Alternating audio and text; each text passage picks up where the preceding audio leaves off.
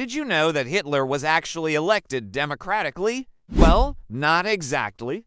See, in 1932, the German president at the time, Paul von Hindenburg, was nearing the end of his term. And in those days, Germany was having a lot of problems.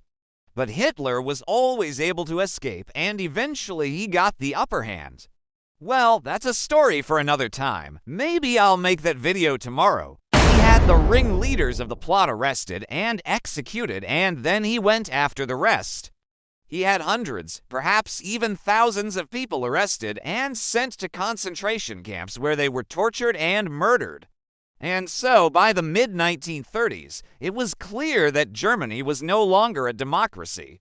It was now a dictatorship ruled by fear and violence. And that's how we got from democracy to dictatorship in just a few short years. The economy was a mess due to the Great Depression.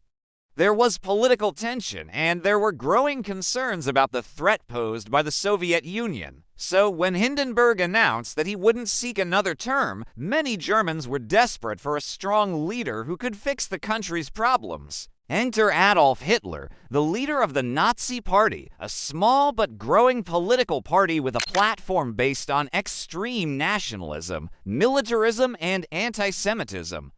Hitler had been making a lot of noise lately, blaming the country's woes on Jews and other minorities and promising to restore German pride and power if he were in charge. And even though he wasn't really qualified to be president given that he had no political experience whatsoever, many Germans, especially those who were desperate and disillusioned with the status quo, thought that he might be the man to turn things around. And so, when the time came for the presidential election, Hitler ran on an anti-Semitic platform, promising to protect Germany from communism and restore the nation to greatness.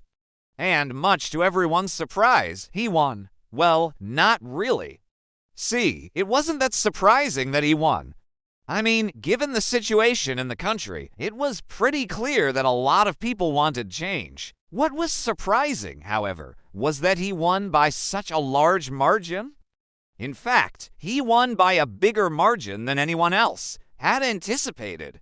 And so on January 30th, 1933, Adolf Hitler was sworn in as the new president of Germany.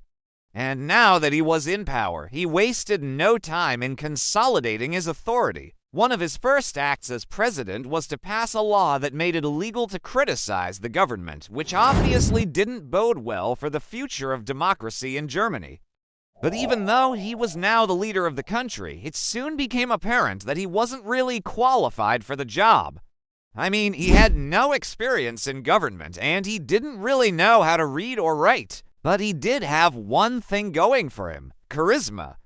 And he used that charisma to great effect, rallying the German people behind him and convincing them that he was the right man for the job. And for a while, it seemed like he was. Under his leadership, Germany experienced a period of economic recovery, and its people seemed to be growing increasingly patriotic. But it also became clear that he was a dictator.